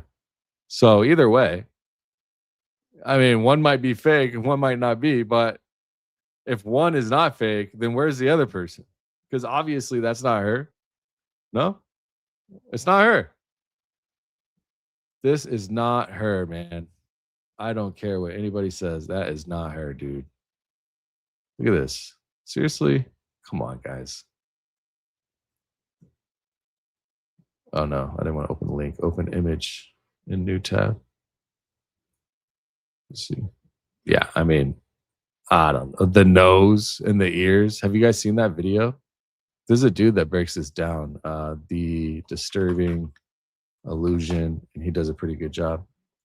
But anyways, I'll wrap up my part here in a second. I'll read some of the super chats, and then we have a few minutes. We can cover a little bit of this. Wait, this wasn't it. Let me see his video. I don't know if you guys. This guy's got a pretty good channel. He's a little fringe, but I do like his content. I watch it. I'll admit. Here we go. There's some debate online on whether this is Ghislaine Maxwell or is this Ghislaine Maxwell, or are they both Ghislaine Maxwell? And dude, look at that picture, bro. That looks like a Salvadorian transsexual dude. This is not Ghislaine Maxwell. This looks like a dude. You people are prone to conspiracy. Yeah. I mean, we all are, no? Are you not? What are you talking about, bro? in the spirit of investigative research, I decided, hey, you know what? Let's line up. So I'll tell you, this stuff to me looks kind of strange. So now we have all of these things that happen with Bondi, right? All of the things that line up for favoritism to benefit Trump. Now, he learned from his first time in office, he was surrounded by people in the government that were trying to destroy his entire existence in office. So he took it the extreme other direction and filled his cabinet and his upper echelon of people in order to get exactly what he wants. This is a smart man. I mean, he's rich for a reason. It's not stupid. But at the same time, I think he discredits the ability for, or the intelligence of the mass population of the United States. So, to be honest, I think it's one of those things that we have to realize why, though, so much power being taken from the people and given to somebody else. And was Pam Bondi, a fourth generation Floridian, 18-year prosecutor, daughter of Temple Terrace mayor, the woman who put killers on death row and fought for the elderly as abuse victims, was she elected as the 87th Attorney General of the United States of America based on her qualifications? Or was she selected because the documented record of the past decade and a half, 2 decades, demonstrates repeatedly and reliably that when given a choice between accountability and loyalty, she will choose loyalty every single time? And the question we added tonight, loyalty really to whom? There's no law that prevents this, okay? There's no rule that said you cannot be confirmed as AG if you lobbied for foreign governments. As long as you registered, there is no automatic disqualification for conflict of interest, as long as you can get 54 votes. The system assumed the people running it would apply their own ethical guidelines and standards. It assumes that the Senate would rigorously scrutinize nominees regardless of party. It assumes ethics officials would be in place to provide independent review. It assumed that when someone tells the Senate they have no conflicts, they mean it. But would people do anything for power? Some people are like that. I'm not. I could care less. I don't want anything to do with that cesspool. But there are a lot of people that know that if you get in the right position, you can get extremely rich, powerful, and nobody can say no to you. The ethics officials who would review her Qatari conflict were removed before she was sworn in. The Senate voted on party lines. The FARA enforcement that would have applied to people in her position was gutted on day one. The Pfizer investigation with a potential nexus to her prior legal work was closed. The Island Guy files, which by law should have been fully released, remain protected. The survivors sit in hearing rooms and watch her refuse to look at them and lie to the entire, just lie right there in front of everybody, in front of their faces. This is not a story about one bad actor. This is a story about a system that was built assuming everyone in it was operating in good faith. And that is what happens when that assumption is tested. This is the exact thing that happens. Documents are all public here. The federal filings are public. The timeline is public. Go read it for yourself. Don't take my word for it. Go to the FARA database. Go to the CREW website. Go to the Senate Judiciary questionnaire she submitted. Read the Qatar FARA registration documentations from FARA. Read all the financial disclosures. Read Raskin's statement from February 11th of this year. Look at the dates. Look at the redactions. Look at who was protecting who and what was actually exposed. Because an informed public is the only real check on a system that stops checking itself. That's why I do this. I'm doing nothing great here as far as like the political aspect by putting a target on my back, talking about things that people didn't know about. Almost 70% of people. Okay, so it's gone up a little bit. So let's just end the poll. 446 votes. I'll put it on the screen. 446 votes. Here, let me put it right here so you guys can all see it. Right here. Did you know Bondi was a registered foreign agent? No, 50%. Wait, what? 31%. So I'm sorry, not 70%. 81% say they had no idea that Bondi was a foreign agent. 446 votes. That's a lot of votes.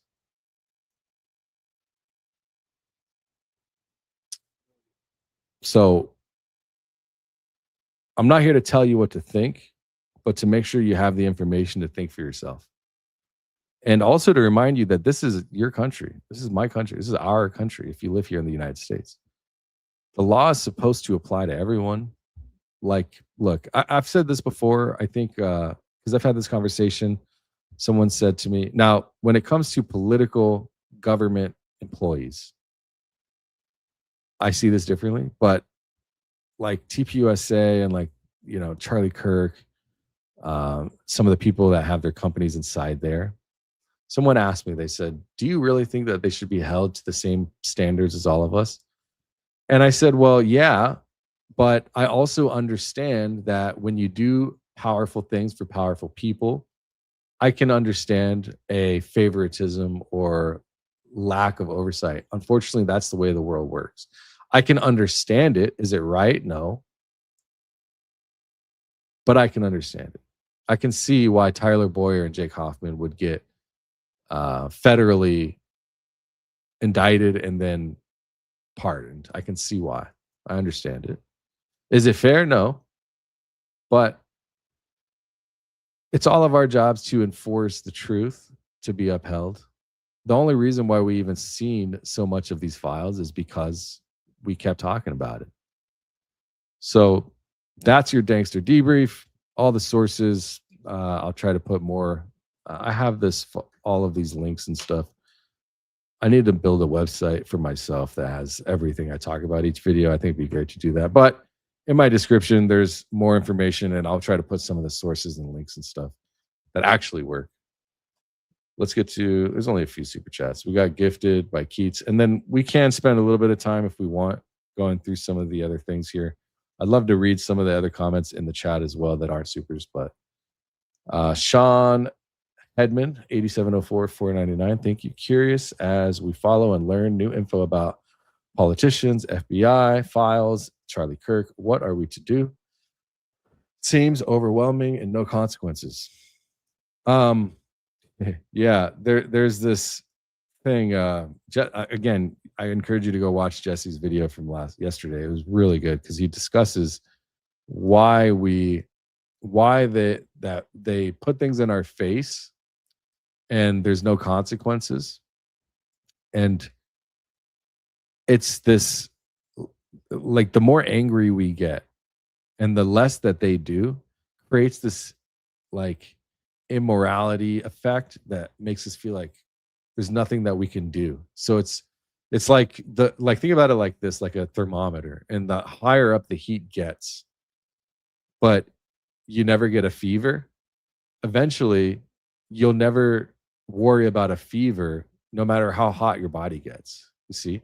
It's the same thing if you think about like how angry we get and nothing happens.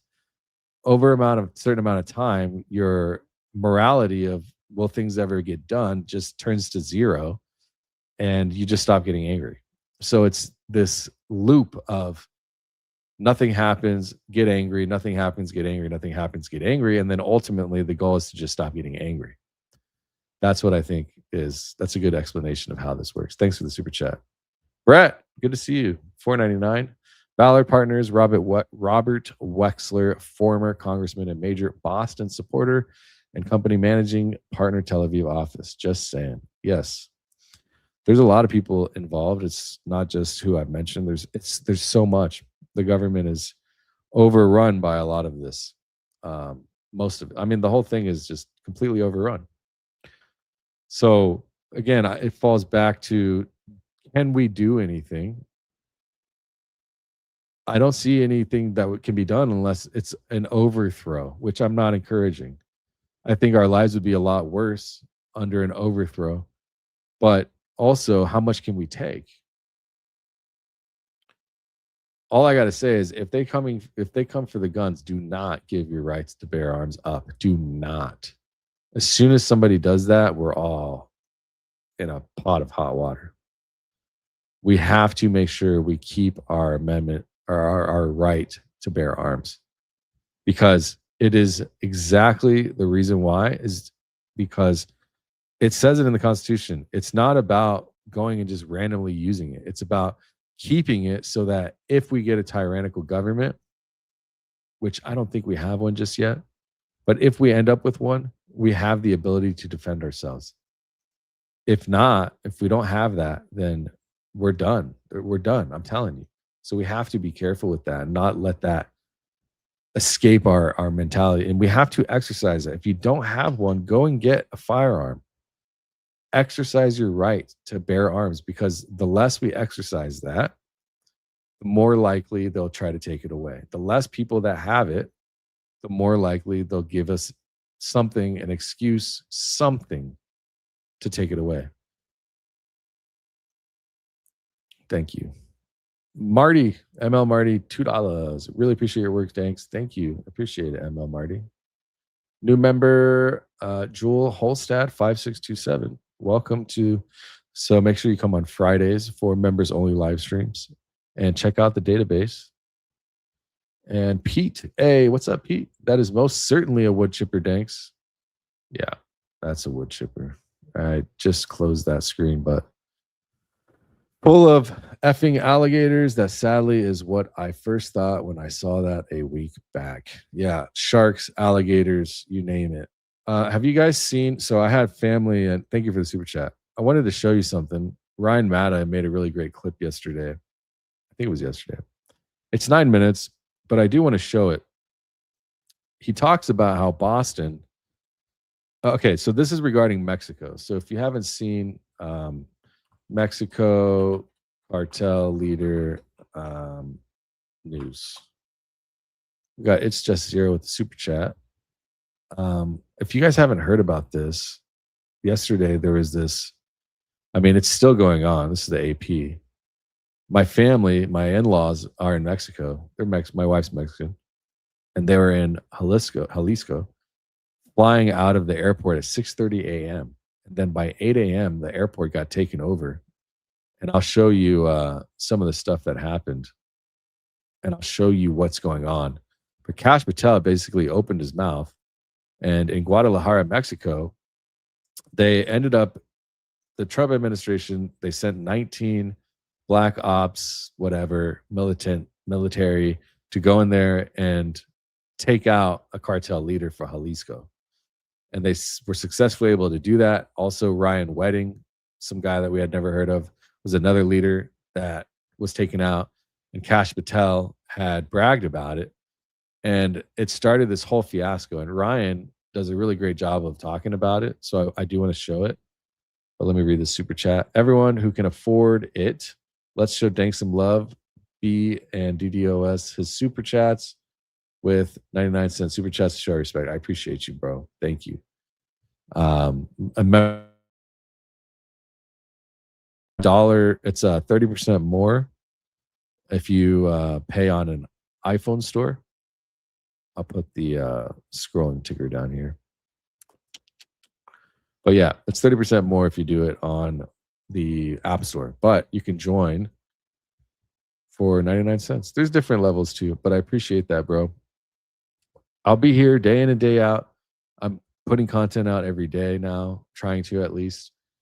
Some of these expose videos, it's kind of a lot of research. Like this took me weeks to actually get all the information. It's not just AI. Like I have to go through and verify everything and look at all of it and make sure it's, and then write the script and, revise it and look through this stuff. So it's a lot, right? And I would like to react to content as well, which is what I did yesterday with Mr. Letgo.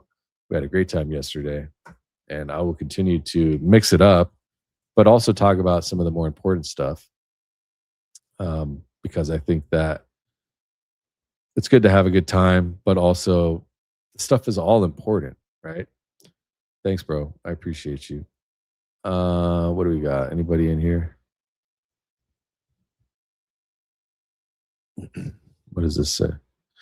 There is a difference between law and legal, and law trumps legal. If we don't comprehend this, then we cannot express ourselves properly.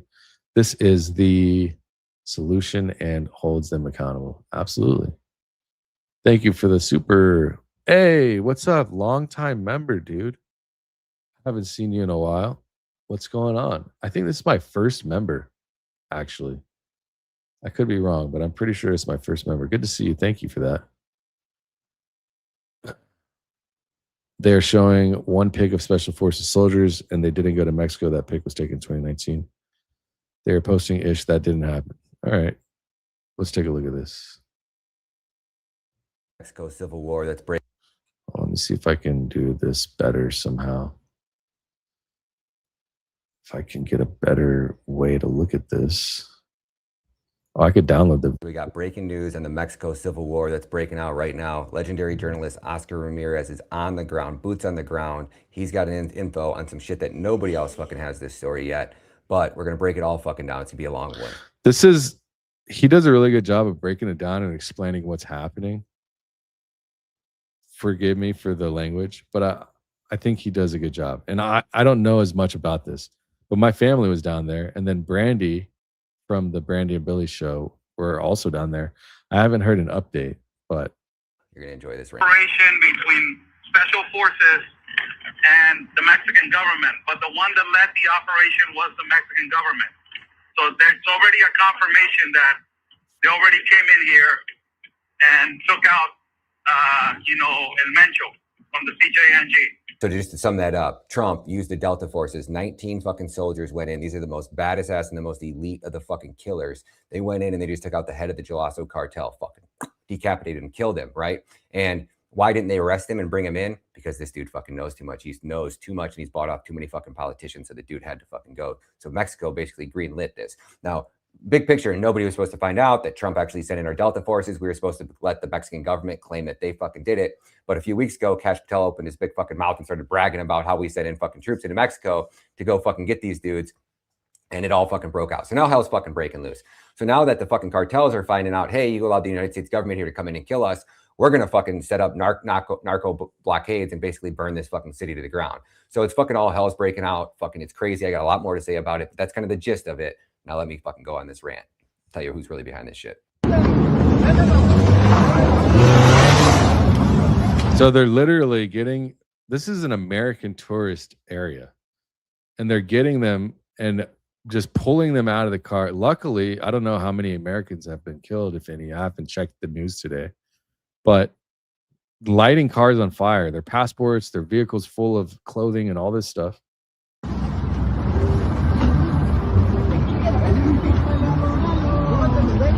All right, fuck it. I'll just put it in right now, and then I'll go on my rant after this, because I'm going to tell you what I personally think. Big picture is going on. So my buddy Oscar tells me, Oscar Ramirez, journalist down in Mexico right now. I was just on the phone with him, and the dude in Spanish, I can't speak Spanish. He's like, what? He's like, hey, man, I got to let you go. Another car's on fire. We got to roll. Like, he's on the scene. They're lighting these cars on fire all across the country of Mexico. So what is the big picture? What is going on, right?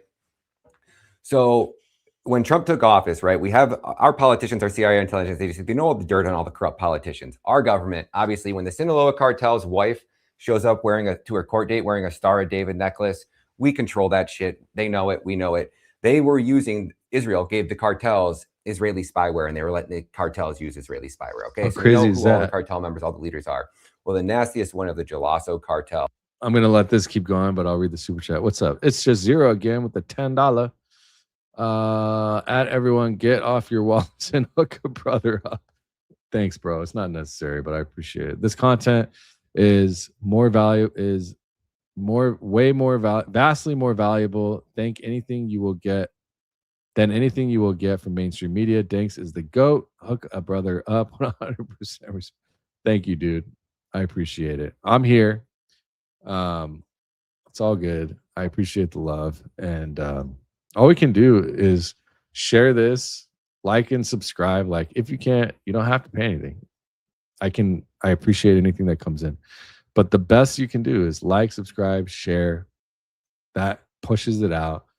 The longer you watch the video, it shows how long the video is. So there's something called average view duration.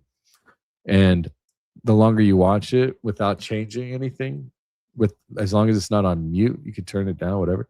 That's also like a little cheat code. You could just play the whole thing through, and it shows a longer view duration on each person. But if you enjoy the content, do that. Like it, share it. If you put it off the platform, you share it on Facebook, share it on Instagram, and people come and watch it and they stay for at least 30 minutes. That helps a lot. So anything helps. All of that helps. Everything helps. I appreciate it. Thank you, though. Oh, he's the baddest ass of the baddest asses, right? This is the dude. So he goes in and he explains how Boston is in control of all of this. And I think it's quite interesting. That's decapitating everybody. There was 35 politicians killed during the election cycle and had their heads cut off and were spiked on their cars out in front of their apartment complex. Kids murdered, fathers, sons, daughters, all the whole I get worried about censorship on here. family just butchered, right? These cartels, there's nothing off limits. And do me a favor, if you guys get time, swing down below and follow Oscar Ramirez.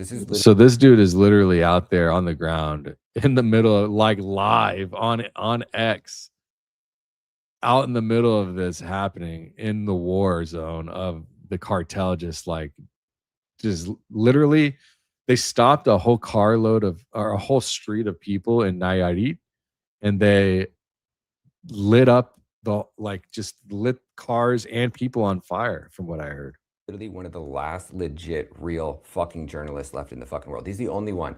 This is the only man that I would go to fucking war with any day of the fucking week, right by his fucking side. If he picked up his phone and said, hey, I need you in Mexico right now, I don't give a shit what I'm doing and what I got planned. I'm going to drop everything and I'm going to go down to fucking Mexico. That's how much of a fucking I appreciate this guy and how much I respect this man. I don't respect any fucking journalist in our entire fucking country as much as I respect Oscar Ramirez right there. The only thing off limits to these cartels is we don't sell meth and we don't sell fentanyl to our own fucking people. That's the only thing that'll get you killed and get your ass beat. That's the only rule that they all fucking agree upon, okay? The narco. I think that I'm going to put the link because it gets a little crazy. He talks about bodies and, I'll put the link in the chat. You guys should check it out. I'll pin it so that after this, you guys can go check it out. But if you don't know Ryan Matta, go check out Ryan Matta, Matta. Westman Reskins, 1996, $5. Thank you. We need to elect new people in legislative branch of government. I was talking to somebody yesterday, and I think I might even have said it on the channel. Oh, I was talking to Mr. Lecco, and I was saying, why do you think that people are so old in office? I already knew. I know why. I figured it out. People are like, why are they so old? It's not about the power and the money. It kind of is, but there's an issue with all of it and what happened. So someone like Nancy Pelosi or various people, they're old, right? There's no term limit. The problem is this, is there's only one of them, and they keep getting paid to lobby or to do things for other people. And what happens is they keep getting paid, they are getting older, and they're pushing policy through and lobbying on behalf of other people. And then the people that are paying someone in office, they keep having kids and getting younger. And they have grandkids, and then they introduce those kids and grandkids to these people that are only getting older, and they keep giving money. So they're held hostage to the seat because they keep getting paid, and the people that are paying them are getting younger and younger while they just keep getting older and older. So they're literally held hostage without a term limit. We have to at least put term limits. But the problem is the entire system is messed up. We can't vote our way out of this. There's no voting our way out of it. You have to replace all of them. That's the issue. They all have to be replaced because we saw you got all these people, Kash Patel and Jam Bongina, all these people, nothing changed. It's not about who we vote in. It's about getting all of them replaced. The whole system has to be rewritten and replaced. That's not something they're going to let us do. That's why I say a civil war is most likely the only way we'll be able to get that done. But that's not what we want. It's not even a civil war. It's more like a war with state and people. But that's not what we want. So I don't know how to do this. I don't know a way to fix this. But bringing awareness for sure is the best way I've been able to figure out. At least that's my way. Thank you for the super, bro. But yeah, unfortunately, it's not about electing people, man. Unfortunately, it's not. So, yeah. There's so much that I would like to talk about, and I would like to react and show stuff, but I don't know. It's been 2 hours already, so if there's anything you guys like, if you want me to cover right now, I think Candace is going back live today, right? Let me show you this thing. I'll show you this real quick. I think it's kind of crazy. I mean, let me know if you think this is fine. If you're cool with this, are you cool with this right here? Let me show you.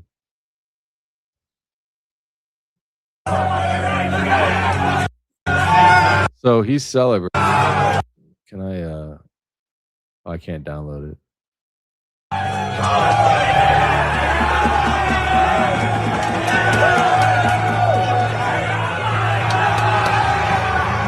That's Kash Patel celebrating with USA hockey team, Olympic hockey team.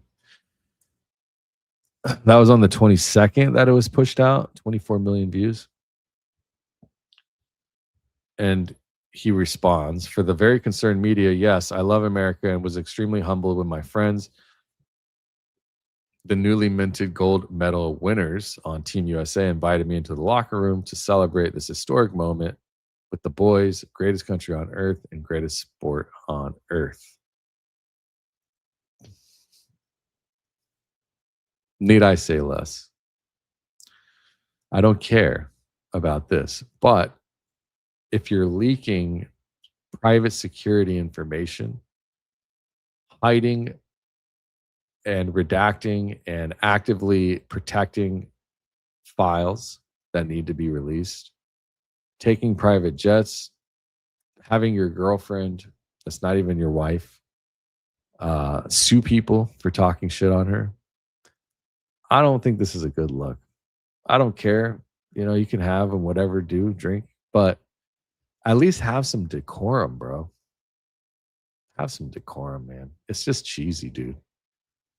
I mean, this isn't having a beer, by the way. Like someone said, let me see if I can find it. Don't care if he drinks a stupid. That's not drinking a beer, bro. drinking a beer looks very different. Do you understand that, right? Like drinking a beer looks very different.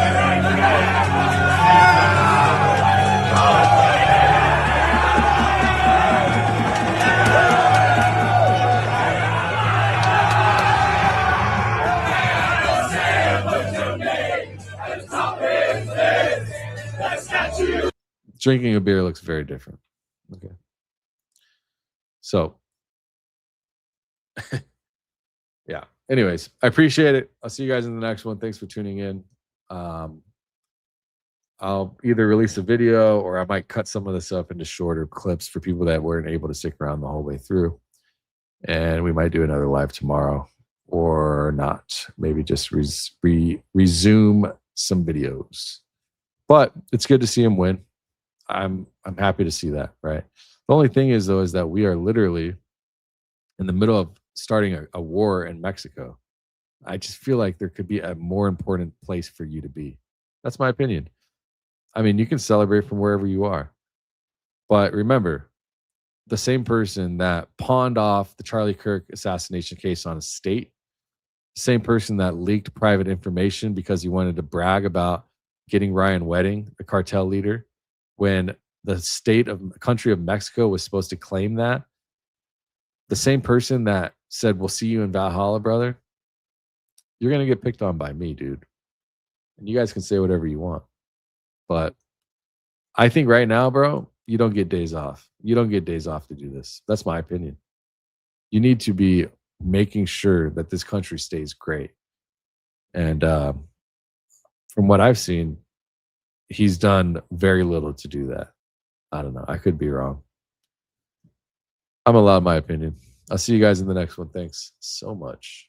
Stay smart. Be a dankster. And do your research, man. Don't listen to me. Do your research.